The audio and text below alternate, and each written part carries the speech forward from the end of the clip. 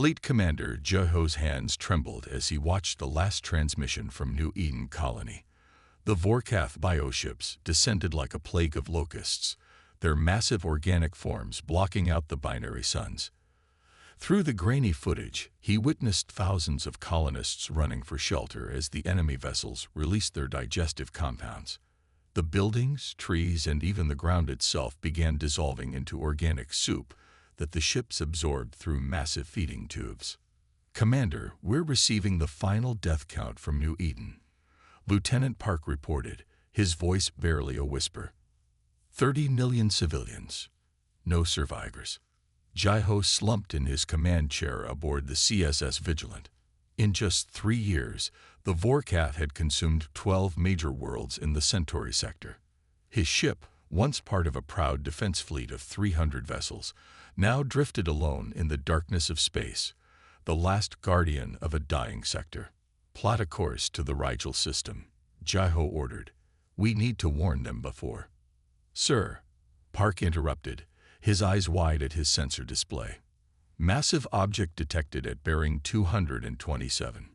It's bigger than anything in our database." Jai-Ho moved to the sensor station, studying the readings. The object was cylindrical, nearly 20 kilometers long. Its hull was made of an unknown alloy that seemed to absorb their scanning beams.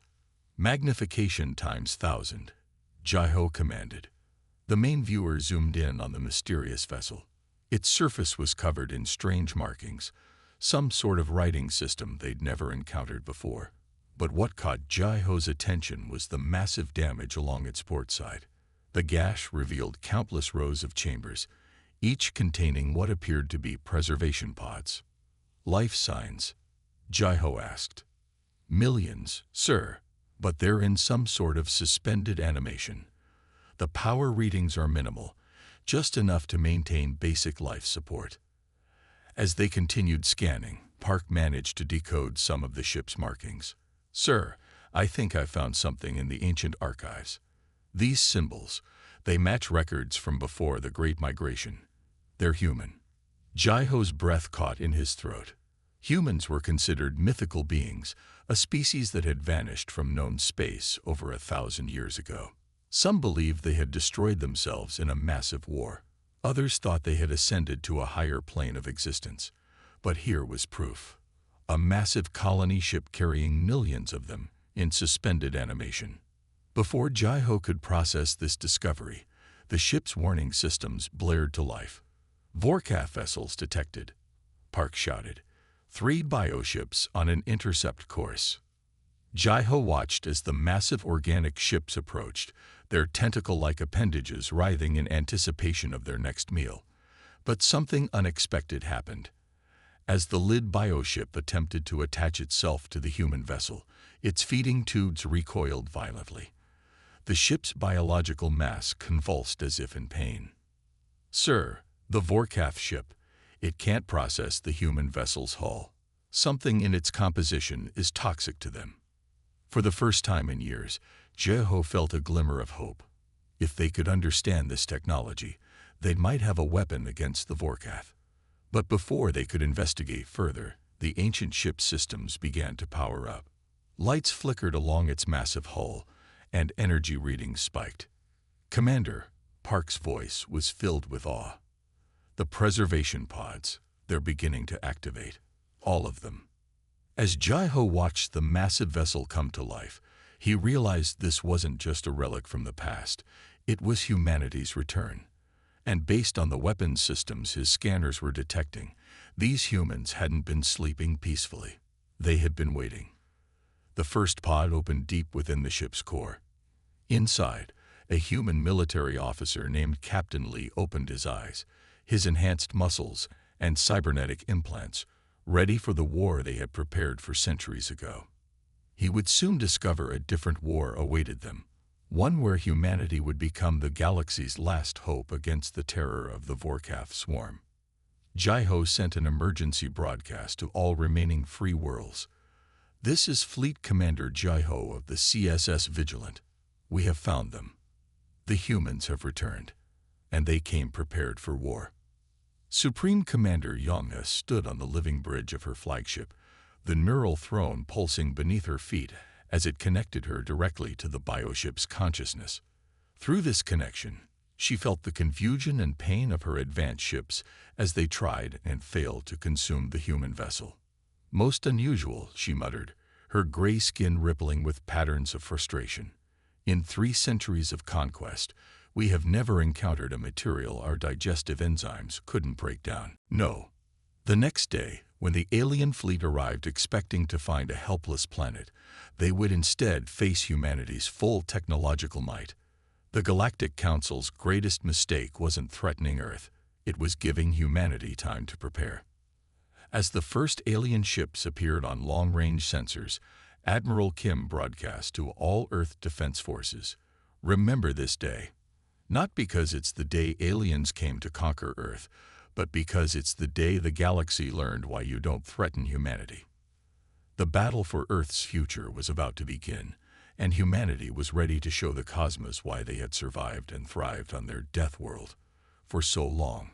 Captain Myra Lee stood motionless at her command station aboard the EDS Nightshade, one of Earth's most advanced stealth platforms hidden in lunar orbit. Her fingers hovered over the quantum-linked controls as she watched the massive alien fleet emerge from hyperspace, their ships gleaming like metal predators against the starfield. "All stations, maintain stealth protocols," she whispered into her neural comm. Around her, the crew worked in near-total silence, their movements precise and practiced. The Nightshade's quantum stealth systems made them invisible not just to conventional sensors, but to any known detection method. The alien fleet was massive, over 300 vessels arranged in perfect geometric formations. Their flagship, nearly the size of Manhattan, led the advance. Earth's intelligence had identified its commander as Jun Choi, a decorated veteran of the Galactic Council's expansion wars. "They're moving into attack positions," reported Lieutenant Park from Tactical. "Still no sign they've detected any of our defense grid." Myra allowed herself a small smile. The aliens' arrogance was showing. They weren't even running detailed scans. Why would they? They expected to find a primitive civilization with basic orbital defenses, not the web of stealth platforms and quantum weapons Earth had prepared. "Wait for it," Myra commanded as the alien fleet spread out to surround Earth. "Let them commit fully to the attack." The alien ships moved with calculated precision, their formation designed to overwhelm simple planetary defenses through sheer numbers. They had no idea they were actually surrounding themselves with Earth's hidden defenders. Commander Choi's voice boomed across all frequencies. "People of Earth, you have chosen extinction. May your deaths serve as a lesson to others who would defy the Galactic Council." Myra opened a secure channel to Admiral Kim on Earth. "They're in position, sir, awaiting your command." "Remember your training, Captain," the Admiral replied. "Show them why humans are the apex predators of Earth." Myra took a deep breath.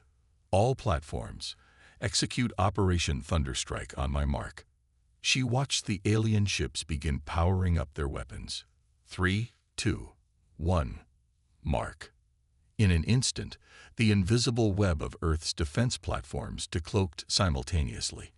Before the alien fleet could react, hundreds of quantum torpedoes launched from all directions. The weapons, developed in secret by Earth's best scientists, phased through conventional shields as if they weren't there. The alien flagship's bridge crew barely had time to register surprise before the first wave of weapons struck. Massive explosions bloomed in silence across space as ship after ship succumbed to Earth's attack. "Second wave, launching," Myra commanded. "Focus fire on their command and control vessels." The alien fleet scrambled to respond, but their formations had been designed to attack a planet, not defend against attacks from all sides.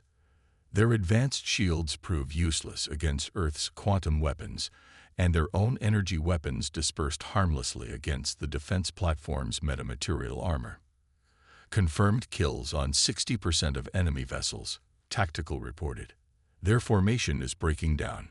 Myra watched as the mighty alien armada dissolved into chaos.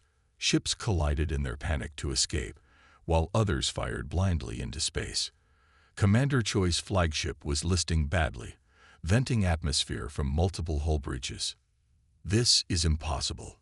Choi's voice crackled over the comm. "You're supposed to be primitives." A word of advice, Mayray responded on the same channel. "Next time, do better research on your target's defense capabilities." The battle lasted less than 2 hours. When it was over, more than 70% of the alien fleet had been destroyed or disabled. The survivors fled in disarray, jumping to hyperspace in random directions. Captain Lee ordered recovery teams to begin salvaging the wreckage. Earth would learn everything it could from the alien technology. But more importantly, they had sent a clear message to the Galactic Council. Humanity would not be conquered easily. As she watched the cleanup begin, Mayray received a transmission from Admiral Kim. "Well done, Captain. But this is just the beginning. The Council won't take this humiliation lightly." "Let them come," Mayray replied, looking at the debris field that had once been an invincible alien armada. "We'll be ready." The stars seemed brighter somehow as Earth's defense fleet decloaked and moved to secure their victory. Humanity had faced its first interstellar battle and emerged triumphant. The galaxy would never be the same. Dr. Sun Wukang stared at the holographic display, her eyes burning from lack of sleep. The alien wreckage from the battle had been transported to the Seoul Advanced Research Facility's secure underground labs, where her team worked around the clock to understand its secrets. The remains of the alien ship's faster-than-light drives held the key to humanity's future among the stars. "Another coffee, Dr. Kang." Her assistant placed a steaming cup beside her workstation. She barely nodded, too focused on the quantum field calculations floating before her. The lab hummed with activity as scientists from every field worked to decode alien technology. They had made remarkable progress. Artificial gravity was already understood, and shield technology was yielding its secrets, but the FTL drive remained frustratingly complex. Sunwoo manipulated the 3D model of the alien drive core, studying its crystalline structure. Something about the lattice pattern tickled her memory. She pulled up her old research on quantum tunneling from her university days. "Wait," she whispered, overlaying the patterns. "It can't be that simple." She ran the simulation again, this time incorporating her theories about quantum field manipulation. The numbers aligned perfectly. The alien drive didn't bend space. It created a quantum tunnel through the fabric of reality itself. With trembling hands, she reached for her comm unit. "Get me Dr. Jisoo Park immediately." Jisoo arrived within an hour, her usual neat appearance somewhat disheveled from her own marathon research sessions. The two scientists had been rivals in university before becoming close colleagues. "Look at this," Sunwoo pointed to her calculations. "The aliens aren't using exotic matter or negative energy. They're exploiting quantum entanglement on a massive scale." Jisoo's eyes widened as she reviewed the data. We already have the basic technology for this. Our quantum computers." "Exactly." Sunwoo pulled up more diagrams. "We've been trying to bend space when we should have been tunneling through it. Their drive creates a quantum bridge between 2 points in spacetime." The two scientists worked frantically, combining Sunwoo's breakthrough with Jisoo's expertise in quantum computing. Hours turned into days as they refined their understanding. 1 week later, they presented their findings to the Earth Defense Council. "We can adapt our existing quantum technology to create human FTL drives," Sunwoo explained. "The principles are similar to our quantum communication networks, just scaled up significantly." "How long until we have working prototypes?" Admiral Kim asked. Jisoo stepped forward. "We can begin testing within 2 weeks. The beauty of this system is that it builds on technology we already understand. The aliens didn't realize we were so close to discovering it ourselves." Work began immediately. The first test drive was installed in a small probe, controlled remotely from Earth's moon. Sunwoo and Jisoo watched nervously as it powered up. "Quantum field stable," Jisoo reported. "Bridge forming. Now." The probe disappeared in a flash of blue light. Seconds later, it reappeared beyond Mars' orbit. The control room erupted in cheers. Within a month, Earth had a small fleet of FTL-capable ships. The technology was elegant in its simplicity once understood, and human innovation quickly improved upon the alien design. As Sunwoo finally allowed herself to rest, she thought about the irony. The Galactic Council's attempt to prevent human advancement had instead accelerated it beyond their wildest fears. She looked out her lab window at the stars. Soon, humanity wouldn't just be defending Earth, they would be taking the fight to the Council's doorstep. And thanks to the aliens' own technology, they would never see Earth coming. The age of human expansion among the stars had begun, decades ahead of schedule. And it was all thanks to the Council's fatal underestimation of human ingenuity. Colonel Tom Min-song stood on the bridge of the EDS Thunderbolt, Earth's first stealth carrier, as his fleet prepared to exit quantum space. 3 weeks of careful planning had led to this moment. Humanity's first strike against the Galactic Council's core worlds. All ships report ready, his XO announced. Major Yu Jin-ryu's Special Forces teams are in position. The fleet consisted of 20 ships, each retrofitted with reverse-engineered alien technology and enhanced with human innovations. Their target was the Centauri Hub, a cluster of 3 heavily populated Council worlds. Begin Phase 1, Tom Min ordered.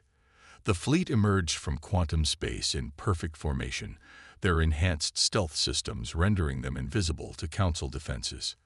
Major Yu Jin-ryu's voice crackled over the secure comm. Strike teams ready. Permission to deploy. Granted. Show them what Earth's warriors can do. Drop pods launched silently from the ships, carrying elite Special Forces teams trained in zero-gravity combat. Unlike the Council's forces, who relied heavily on energy weapons and shields, Earth's soldiers carried an arsenal of unconventional weapons, from quantum phase rifles to nanite swarms. The Council's military commander, General Hyun-woo Ba, was enjoying his evening meal when the alarms began. Impossible, he muttered, watching security feeds show his soldiers falling to invisible attackers.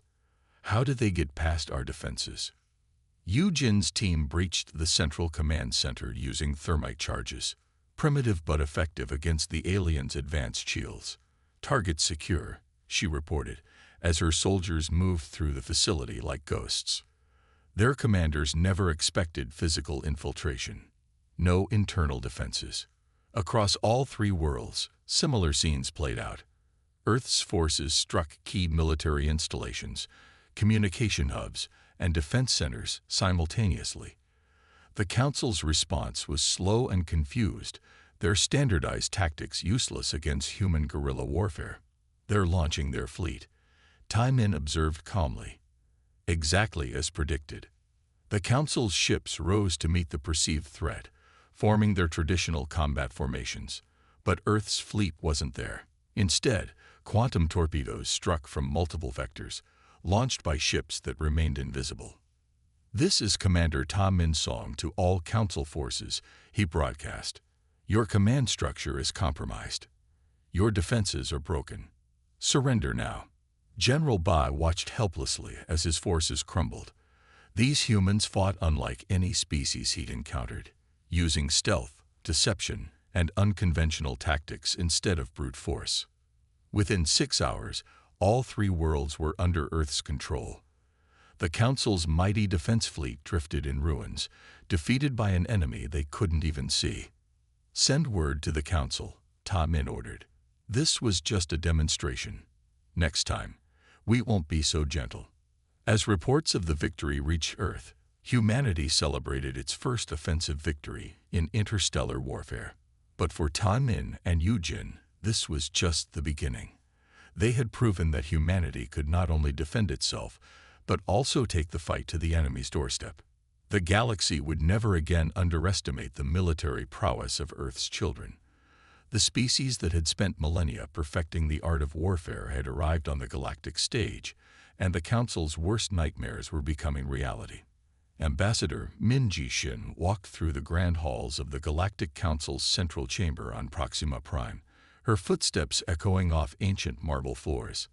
The emergency session she had called was about to begin, and she carried with her evidence that would shake the foundation of galactic politics. The chamber buzzed with tension as representatives from over 1,000 species took their seats.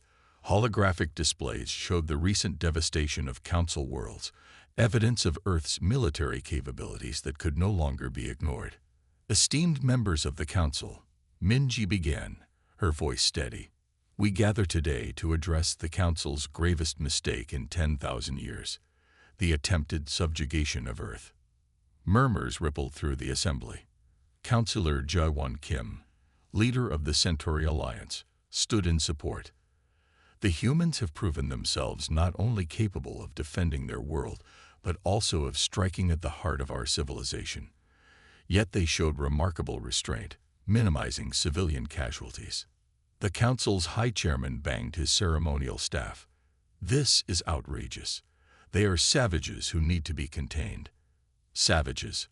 Minji projected images of Earth's achievements, a species that went from first flight to space travel in less than a century, who mastered quantum mechanics while still using combustion engines, who developed stealth technology that surpasses our best detection systems. More council members began to shift uncomfortably in their seats. The evidence was undeniable.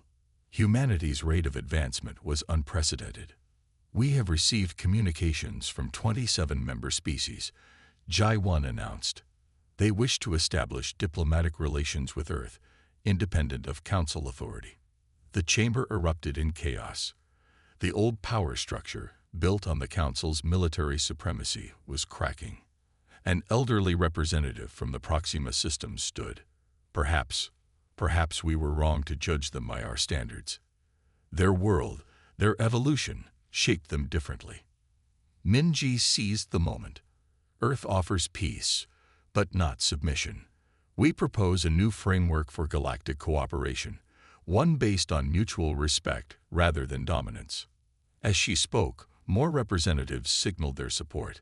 The Council's attempt to subjugate Earth had exposed its own weaknesses, and many species saw an opportunity for change. The humans have shown us something we had forgotten. Jae-won addressed the assembly. Innovation comes from challenge, not comfort. Their primitive world forced them to adapt, to think differently, to fight smarter. The High Chairman watched helplessly as his support eroded. Centuries of unquestioned authority were unraveling in a single session. We put to vote a motion to recognize Earth as a sovereign power, Minji declared, and to begin negotiations for a new galactic charter. The vote passed with an overwhelming majority. As Minji left the chamber, she smiled, thinking about how the Council's greatest mistake had become humanity's greatest opportunity. The galaxy was changing, and Earth would help shape its new future. The old order was dead. The age of human influence in galactic affairs had begun, and it started not with conquest, but with a revolution in how species viewed each other.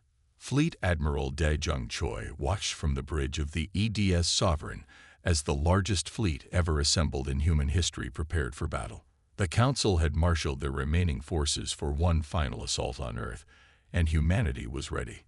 Enemy fleet detected, his tactical officer announced. Over 2,000 vessels approaching from multiple vectors. Dae-jung activated the ship-wide comm. All vessels, initiate hybrid defense systems. Dr. Hai-jin Nam's revolutionary technology hummed to life throughout the fleet, combining human ingenuity with advanced alien science. The Council's fleet emerged from hyperspace, led by Supreme Commander Yoon-ho Lee's massive dreadnought. Earth forces, this ends today. Lee's transmission boomed across all frequencies. Indeed it does. Dae-jung replied calmly. All ships, execute pattern Omega.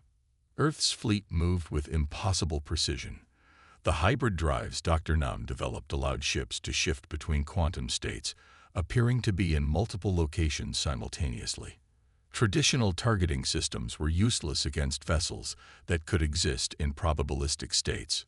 Supreme Commander Lee watched in horror as his carefully planned assault fell apart. Human vessels phased through his ship's formations, their weapons striking from positions that should have been impossible. The battle began with a massive barrage of quantum torpedoes, all modified with Dr. Tahian's molecular disruptors. The Vorkath's outer defensive line began to unravel, their biological ships dissolving into clouds of atomic particles. But Yongha had prepared for this.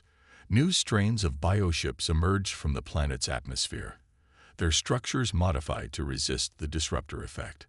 They crashed into the resistance fleet like living battering rams, trying to breach hulls and inject their corrosive spawn. "They've adapted," warned his second-in-command. "The disruptors aren't as effective against these new strains." Hyunwoo smiled. They had anticipated this. Launched the Phase 2 attack. "Let's show them humanity's final surprise." From the holds of the human ships, swarms of microscopic robots were released, the culmination of centuries of nanotechnology. These tiny machines had been programmed with everything they had learned about Vorkath biology. They infiltrated the enemy ships through natural pores in their organic hulls, then began rewriting their genetic code from within. Yongha watched in horror from her neural throne as her ships began turning against each other. The nanites had infected their hive mind, causing mass confusion in their biological network. Some vessels started attacking their own allies, while others simply shut down, their vital systems corrupted. "All forces, push forward," Hyunwoo commanded. "Break their line."